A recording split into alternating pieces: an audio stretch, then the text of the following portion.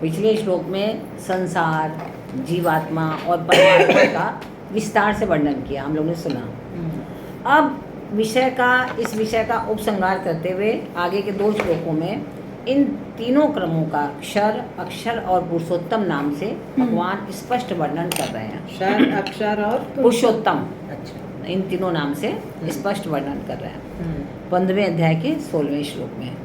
द्वाविमौ पुरुषौ लोके क्षरश्चाक्षर एव च क्षरः सर्वाणि भूतानि कूटस्थोऽक्षर उच्यते।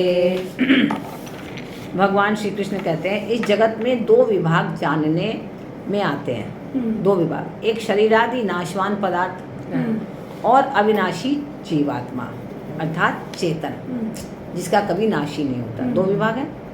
जैसे विचार करने से स्पष्ट प्रतीत होता है कि एक तो प्रत्यक्ष दिखने वाला शरीर है जो हमें दिख रहा है, सब इसको इसीलिए मान लेते हैं, और एक उसमें रहने वाला जीवात्मा है जो हमें दिखता नहीं है, ठीक है, जिसका हमें बहुत प्रयास करके अनुभव करना पड़ता है। जीवात्मा के रहने से ही प्राण कार्य करते हैं। अगर जीवात्मा नहीं है तो प्राणवायु कहाँ से आएगी? प्राणवायु तो तभी मिलेगी ना जब जीवात्मा है तो। और शरीर का संचालन करती है प्राणवायु। तो जीवात्मा के साथ प्राणों के निकलते ही शरीर का संचालन बंद हो जाता है। जब जीवात्मा शरीर का त्याग करती है तो प्राणवायु भी निकल जाती है, तो शरीर का त्याग हो जाता है, शरीर समाप्त हो जाता है, शरीर का संचालन बंद हो जाता है और शरीर सड़ने लगता है तुरंत। अगर शरीर का त्याग हुआ, शरीर सड़ने लगा फिर, क्योंकि अब उसमें चैतन्यता तो खत्म हो गई। तो लोग उस शरीर को फिर जला देते हैं, कारण कि महत्व नाशवान शरीर का नहीं है ना। इससे सिद्ध हो गया ना कि नाशवान शरीर का कोई महत्व है ही नहीं, उसमें रहने वाले अविनाशी जीवात्मा का है। लेकिन हम महत्व अपने शरीर को ही दिया करते हैं, है ना, क्योंकि हमने उसको देखा नहीं है और ना समझा है और ना पढ़ाया गया बचपन से। तो तीनों ही चीज नहीं है ना। अगर शुरू से समझाया जाता तो शुरू से समझते, समझाया ही नहीं गया शुरू से। तो पंचभूत जो है आकाश, वायु, अग्नि, जल और पृथ्वी, ये पंचभूत है। इससे बने हुए शरीर आदि जितने पदार्थ हैं वे सभी जड़ और नाशवान हैं, जितने भी हैं, जितने जीव हैं। प्राणियों के प्रत्यक्ष देखने में आने वाले स्थूल शरीर, स्थूल समष्टि जगत के साथ एक हैं। 10 इंद्रियां, 5 प्राण और मन और बुद्धि। 5 प्राण है ना, कल बताए थे ना आप लोग को 5 प्राण। हाँ, प्राण, अपान, उदान, व्यान, समान बताया था ना 5। तो 10 इंद्रियां हैं, 5 प्राण है, 1 मन और बुद्धि, कितने हो गए? 17।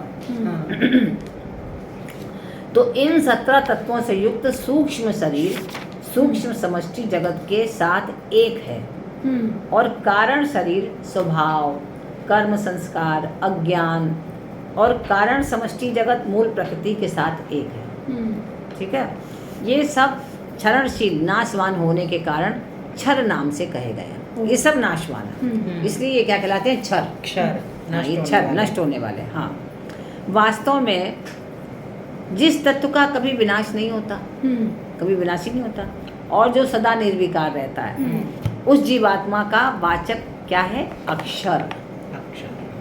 जो अंदर जीवात्मा बैठा है वो कभी न उसका नाश नहीं होता। इस शरीर का ही तो नाश होता है। तो ये है अक्षर। तो यहाँ पर आए हुए क्षर, अक्षर और पुरुषोत्तम, ये तीनों ही शब्द गीता में तीनों लिंगों में आए हैं। स्त्रीलिंग में भी आया है जगह जगह पर, पुल्लिंग में भी आया और नपुंसक लिंग में आया है। तो इससे ये हमें समझ में आना चाहिए कि प्रकृति, जीवात्मा और परमात्मा, प्रकृति, जीवात्मा और परमात्मा, ये तीनों न स्त्री हैं, न पुरुष है, न नपुंसक है ना। ये लिंग से रहित है। वास्तव में लिंग भी शब्द की दृष्टि से है, तत्व से कोई लिंग नहीं है, कोई भी लिंग नहीं है, सब एक समान है। तो क्षर अक्षर दोनों से उत्तम क्या है? पुरुषोत्तम। क्षर समझ में आ गया? अक्षर समझ में आ गया। तो सिद्धि के लिए यहाँ भगवान ने क्षर और अक्षर दोनों को पुरुष नाम से कहा है। भगवान ने जिसको अपना सनातन अंश बताया है, उसी जीवात्मा को यहाँ अक्षर नाम से कहा है, अपना अंश, क्योंकि किसका कभी क्षरण नहीं होता ऐसा। तो गीता में परमात्मा और जीवात्मा दोनों के स्वरूप का वर्णन प्रायः समान रूप से किया गया है। वही जीवात्मा है, वही परमात्मा है, क्योंकि परमात्मा का ही अंश है ना।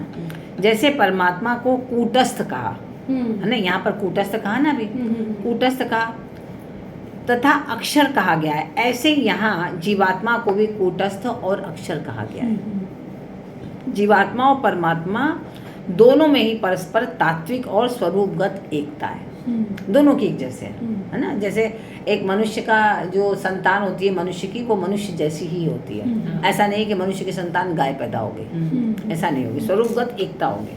तो स्वरूप से जीवात्मा सदा सर्वदा निर्विकार ही है, परंतु भूल से प्रकृति और उसके कार्य शरीरादि से अपनी एकता मान लेने के कारण कि हमारे शरीर से एकता है, इसकी जीव संज्ञा हो गई ना। नहीं तो वो साक्षात परमात्म तत्व ही है, परमात्मा के अलावा और कुछ नहीं है। तो इस तरह से हमें इसको समझना चाहिए।